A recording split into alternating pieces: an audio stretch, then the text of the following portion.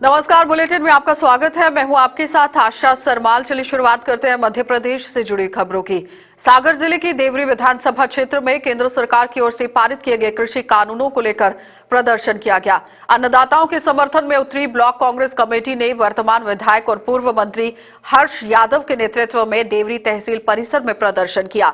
धरने पर बैठे लोगों को संबोधित करते हुए क्षेत्रीय विधायक हर्ष यादव ने कहा कि केंद्र सरकार की जो बीजेपी सरकार है उसमें किसान विरोध पूरी तरह से दिख रहा है, यानी कि केंद्र के अंदर भाजपा सरकार लगातार किसानों के विरोध में काम करती जा रही है। जिस प्रकार से बीजेपी सरकार किसानों के आंदोलन को लाठीचार्ज और पानी की बौछारों से बंद कराने की कोशिश कर रही है, ये काफी ज्यादा निंदनीय है।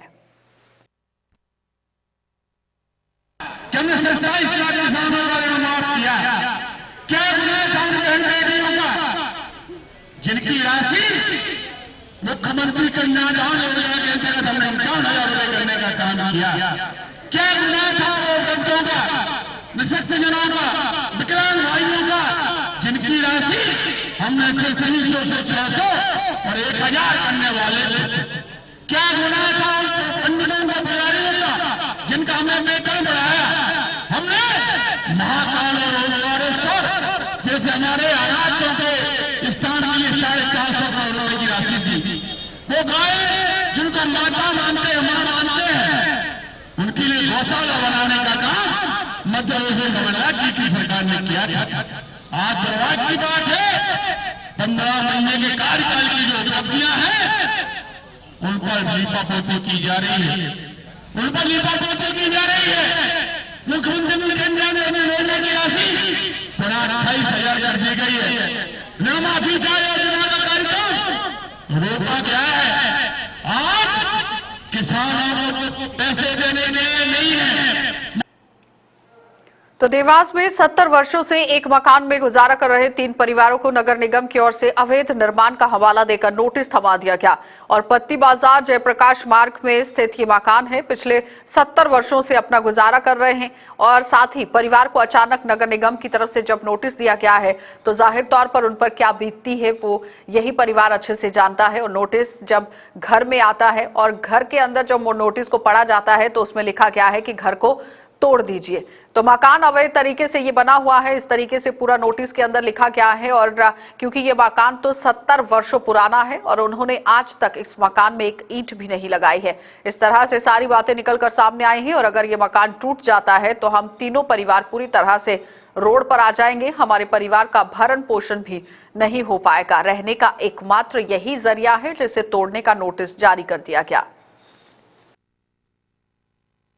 निगम ने आज 3:30 बजे यहाँ पर सूचना चस्पा करी है, जिसमें उन्होंने बताया कि कल हम इसका अवैध निर्माण आपके द्वारा किया गया है।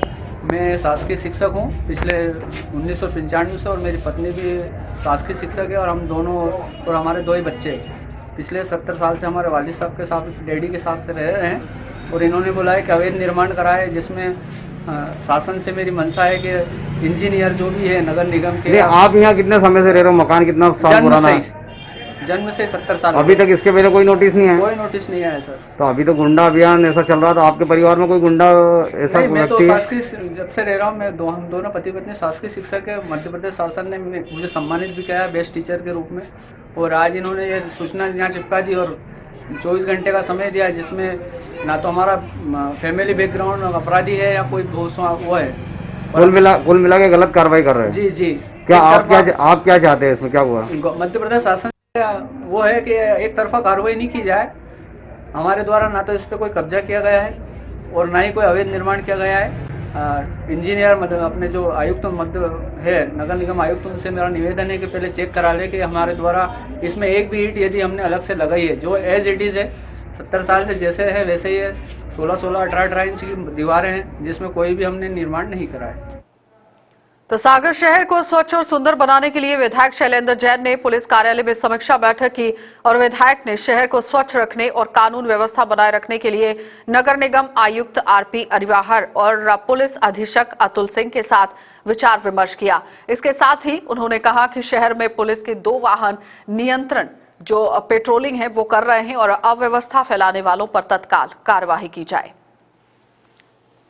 प्रशासन के साथ और नगर पालिका निगम के सम्मानीय कमिश्नर के साथ में हम लोगों ने बैठक की और सागर की यातायात व्यवस्था को लेकर विशेष रूप से हम लोगों ने फोकस किया। इसके पहले जो कुछ भी निर्णय किए तो उसकी समीक्षा की गई है। आज हम लोगों ने ख़ास तौर से जो मस्जिद से ये राधा तिराहा, मस्जिद से विजय टाकी, मस्जिद से कीर्ति स्तंभ और मस्जिद से गौर स्टैचू के बीच में जो हाथ ठेले सब्जी वाले फल वाले हैं, इनके संबंध में चर्चा की। इनको अन्यत्र कहीं व्यवस्थित स्थान पे विस्थापित करने के संबंध में बात हुई है कि इनको व्यवस्थित जो है पुरानी गल्ला मंडी में विस्थापित किया जाए और वहाँ पे यातायात को सुगम बनाने की दृष्टि से वहाँ पे व्यवस्था बनाई जाए। इस संबंध में चर्चा हुई है और इन चारों दिशाओं में प्लस सिविल लाइन्स और एक आध और स्थान पे पार्किंग की व्यवस्था जो है उसको बनाने की बात हुई है। मंडला तहसील कार्यालय में पटवारियों के बीच किसी बात को लेकर बहस हो गई है और बहस इस कदर बढ़ गई कि नौबत हाथापाई तक पहुंच गई। पटवारियों के इस मारपीट की रिपोर्ट जो है वो तहसीलदार के पास भी पहुंची है और मंडला ने एसडीएम प्रथम कौशिक को भी इसकी पूरी जानकारी दी, जिन्होंने इस मामले को गंभीरता से लेते हुए पटवारी संघ के जिलाध्यक्ष समेत 4 पटवारियों को निलंबित करने का आदेश जारी कर दिया। ये कल शाम में मुझे तहसीलदार मंडला से एक रिपोर्ट प्राप्त हुई, जिसके अनुसार 4 पटवारियों द्वारा एक अनुशासनहीन कृत्य जो है वो तहसील कार्यालय में किया गया, जिसमें पटवारियों से संबंधित किसी विषय को लेकर ये 4 पटवारी तहसीलदार मंडला के समक्ष में उपस्थित हुए थे। उस विषय में जब आगे की जानकारी के लिए तहसीलदार के द्वारा एक अन्य पटवारी को जब बुलाया गया तो ये 4 पटवारियों ने उस अन्य पटवारी के साथ गाली गलौज और मारपीट जो है शुरू करी और इस तरह का जो एक अनुशासनहीन कृत्य जो है जो तहसील कार्यालय में किया गया, उसके संबंध में इन पटवारियों को निलंबित करने मांगा गया है। तो सागर में शासन के दिशा निर्देश अनुसार कोविड-19 की गाइडलाइंस का पालन करते हुए कक्षा 9वीं से 12वीं तक के रिवीजन टेस्ट चल रहे हैं और सागर के जिला शिक्षा अधिकारी अजब सिंह ठाकुर ने बताया कि विद्यार्थियों में रिवीजन टेस्ट को लेकर काफी उत्साह देखा गया। उन्हें प्रश्न पत्र और उत्तर पुस्तिका उपलब्ध कराई जा रही है और विद्यार्थी प्रश्न पत्र हल करके निर्धारित समय में जो अवधि दी गई है, यानी कहने का तात्पर्य यह है तो अपने स्कूल में वो जमा भी कर रहे हैं। तो रिवीजन टेस्ट का रिजल्ट विमर्श पोर्टल पर अपलोड किया जाएगा। वहीं शिक्षक डिजी लैब में भी पढ़ा रहे हैं और ये भी बताते चलें कि डिजी लैब के जरिए ही पूरी तरह से बच्चों को पढ़ाने की कोशिश की जा रही है ताकि विद्यार्थी नियंत्रण अपनी पढ़ाई पर फोकस कर सके। कैसे चल रही है?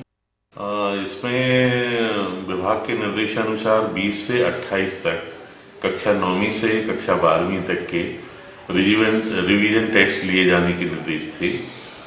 साथ में इसमें यह भी निर्देश थे कि बच्चा चाहे तो स्कूल में बैठ के परीक्षा दे और अगर वो चाहता है तो उसको पेपर ले जाए वो घर और घर से दूसरे दिन आंसर बुक जाके जमा करे। एक तरह से ये ओपन बुक टेस्ट थे। तो हमारे टेस्ट जो है बड़े उत्साह से बच्चों ने इसमें भाग लिया, अच्छी उपस्थिति रही और बच्चे पूरे उत्साह से आए और आंसर बुक जमा कर दी और इस पूरी प्रक्रिया में कोविड-19 के जो निर्देश थे विद्यालयों ने उनका पालन किया है। वर्तमान में परीक्षा परिणाम तैयार हो रहा है, जो हमारा जो विमर्श पोर्टल है उस पर एंट्री की जा रही है। तो रायसेना में वन विभाग ने 2 ट्रक अवैध लकड़ी के साथ यहां पर गिरफ्तार किए हैं, यानी कि ट्रक के अंदर अवैध रूप से लकड़ी जो है वो भरी गई थी, जिसे यहां पर पकड़ लिया गया। और बिनेका के वन परिक्षेत्र अधिकारी टी.ओ. कुलसेतिर के अनुसार अगर बात की जाए तो नेशनल हाईवे 12 पर उन्हें रायसेन के बाड़ी की ओर जा रहे ट्रक में आते हुए देखा गया था और शक की बुनियाद पर जब ट्रकों को सुल्तानपुर में रोका गया तो तलाशी के दौरान अवैध लकड़ी पाई गई। इस मामले में 2 आरोपियों को गिरफ्तार भी किया गया है और आगे की जांच जो है वो पुलिस कर रही है। और ये 2 ट्रक आम की पकड़ी गई हैं। इसमें वरिष्ठ अधिकारियों के निर्देशन में परिक्षेत्र अंतर्गत सतत गश्ती कार्य चलती रहती है, जिसके तहत हम लोग रात्रि गश्ती कर रहे थे और हमारा स्टाफ भी था, निचला स्टाफ था, वन रक्षक थे, डिप्टी रेंजर थे, सभी थे। 2 ट्रक गाड़ी से आते हुए दिखाई दिए जो संदिग्ध लगे हैं। शंका होने पर उनका पीछा किए और फिर हमने सुल्तान जोड़ के पास उनको रोका और उनके द्वारा हमारे द्वारा उनसे पूछताछ की गई। उनके द्वारा बताया कि आम की लकड़ी ले जा रहे हैं और फिर संबंधित अभिलेख उनसे मांगे गए। उनके द्वारा किसी भी प्रकार के अभिलेख प्रस्तुत नहीं किए गए। फिर उसके बाद फिर पीछे एक और ट्रक जो खड़ा था उसके पास गए और उसके जो ड्राइवर और क्लीनर कूद के भाग गए थे और फिर उसको हमने चेक किया तो उसमें भी आम की लकड़ी भरी हुई थी। तो जो पहले वाले जो ट्रक का ड्राइवर और क्लीनर था उनसे पूछताछ की गई तो वो उन्होंने कबूला कि ये हमारे साथ ही आ रहा। तो पन्ना जिले के शाहनगर सामुदायिक स्वास्थ्य केंद्र में तैनात block medical officer Sarvesh Lodhi की कार्यप्रणाली के दौरान मध्य प्रदेश कांग्रेस कमेटी के पूर्व सचिव अनिल तिवारी के नेतृत्व में तहसील कार्यालय में धरना प्रदर्शन किया गया और बीएमओ को हटाने के लिए एसडीएम को एक ज्ञापन भी सौंपा गया।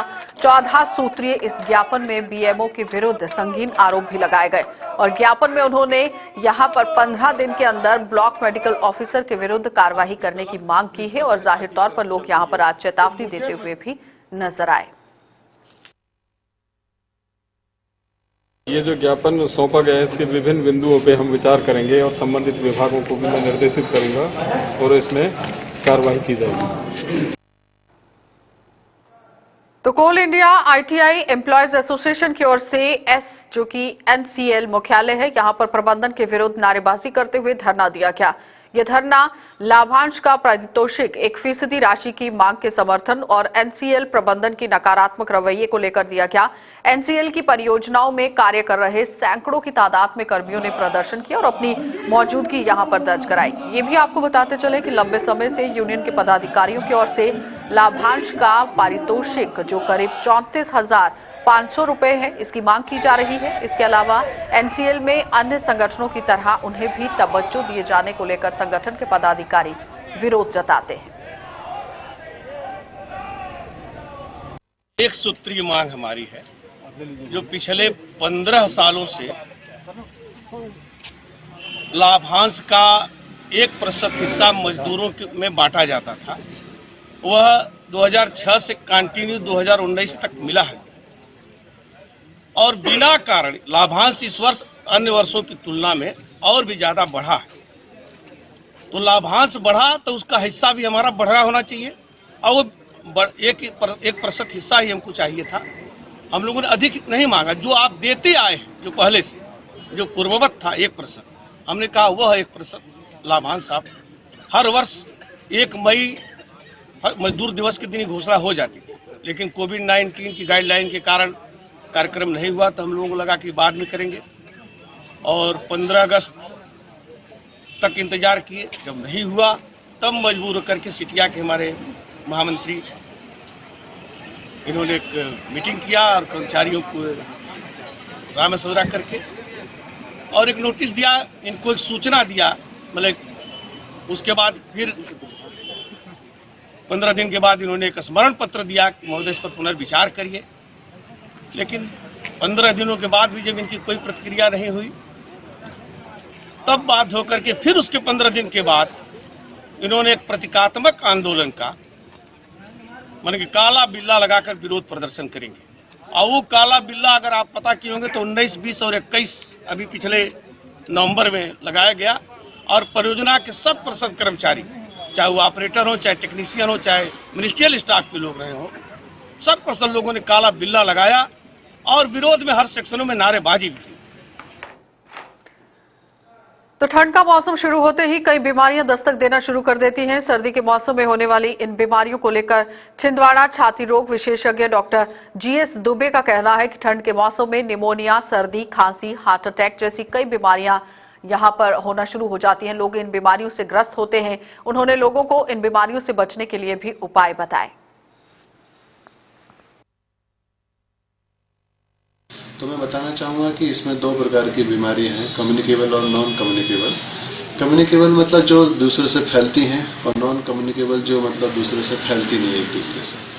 तो कोई भी वायरल इन्फेक्शन जो रहते हैं वो थोड़े से बढ़ जाते हैं सर्दियों में और नॉन कम्युनिकेबल डिसीज जैसे कि एलर्जी की बीमारियां हैं, अस्थमा है, COPD है, कार्डियक अरेस्ट, हार्ट अटैक है, ये चीज़ें बढ़ जाती हैं।